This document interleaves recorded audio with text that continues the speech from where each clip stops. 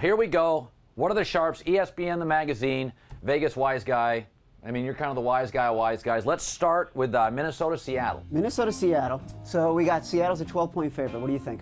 I'd pass. You know, these big numbers have burned me all year. I always take the dogs. I've been smoked. I'm passing. What are the Sharps? All right, so everyone is split on this game, so I'm going to have to make the executive decision. Third time this year, 2-0 in executive decisions, by the way. I'm better than T-Dub 5-star picks, right? All right, I'm going with Seattle.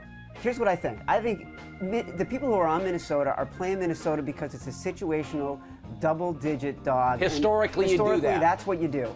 Seattle is 34-16-1 at home against the spread the last 51 games. And those have often been big numbers. All right, big numbers, right? Also, Minnesota's offense is scoring on fluke plays. They are a horrible offense statistically.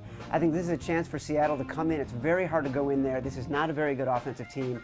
I think this is a safe bet.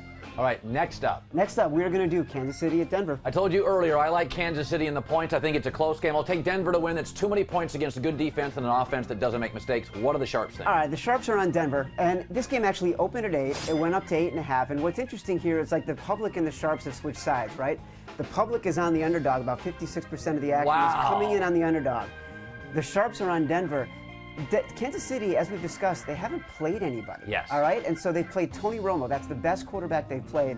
Denver at home, this offense is going to be unstoppable against a defense that struggles against the run. Waddle talked about it before. I think Denver controls the game, and then they squeak by with a little bit more than a touchdown win. All right, next up. Next up, we are doing Arizona at Jacksonville. I don't trust Arizona's offense. I'd take the Jags in the points. All right, this game opened at 6.5, so the Sharps bet Zona at 6.5, right? But now they're probably walking away from it or betting on Jacksonville, but they like Arizona. Arizona is one of those teams this year.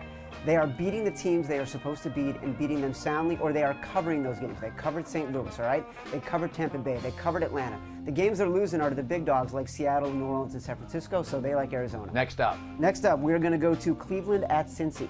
I'll take Cleveland in the point. Do it. You're an author. I'm going to go Cleveland in the points. All right, you're on the right side. The Sharps are on Cleveland, too. The Sharps have been on Cleveland all year. They love Cleveland. Now you're looking at Cincinnati, no Geno Atkins. You're looking at Joe Hayden locking down A.J. Green. They're a mess physically. Andy Dalton's best weapon. Cleveland, defensively, everybody in Vegas loves Cleveland on defense. Here's a great stat, right? We talk about yards per play as a great stat wise guys love. Cleveland is playing teams that have been averaging 5.4 yards per play against every other opponent. 4.7 against Cleveland. That's top 5 in the NFL. All right, next up. Next up, Green Bay at the New York Giants. Don't trust the Giants. I'd pass. Listen. They're a better team eventually. This winning streak is garbage. I would pass on this. I would probably take the points with Green Bay because I think they're the worst winning streak team I've ever seen in my life. All right, so you're right. This game opened at 6.5. The Sharps were all over. Okay. They loved Green Bay.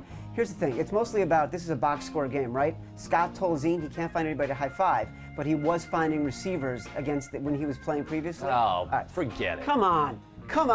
So he threw for almost 200 yards almost 300 yards last week. I think they like the way Green Bay can play against the Giants. All right, next up. Next up, Washington at Philly. I told you this is my Washington play. We talked about it earlier where the Sharps are kind of messing around here. They're trying to get people to buy into Philadelphia. But in the Redskins-Philadelphia play, I would take the Redskins in the points. All right, so this is a very interesting game. It's a difficult concept to describe, but the Sharps are on Philadelphia right now. They're kind of pushing the number up. They're pushing. What they're doing, they're inflating the number. So they can jump back on the Redskins. So later today, this is me speculating after talking to bookmakers all week and sort of hearing the number of bets and the type of bets that were coming in Philadelphia. They're on Philadelphia now. Philadelphia's defense is not very good. I think Alfred Morris runs all over. I totally agree. And I think in the end, they're on Washington. So I don't want this counting as my permanent record if the Eagles don't cover, okay? That's all I'm saying. You sound like some of those D.C. politicians talking about fuzzy. All right. And finally, we're doing, Baltimore, Chicago. Oh, Baltimore. All right, Sharps are going to be on Baltimore, too. I think this is the week that Josh McCown becomes Josh McCown. I think it's the week that Baltimore's offense gets healthy. 60-mile-per-hour winds in Chicago. Chicago's defense is horrible. I think it's a great spot for Baltimore.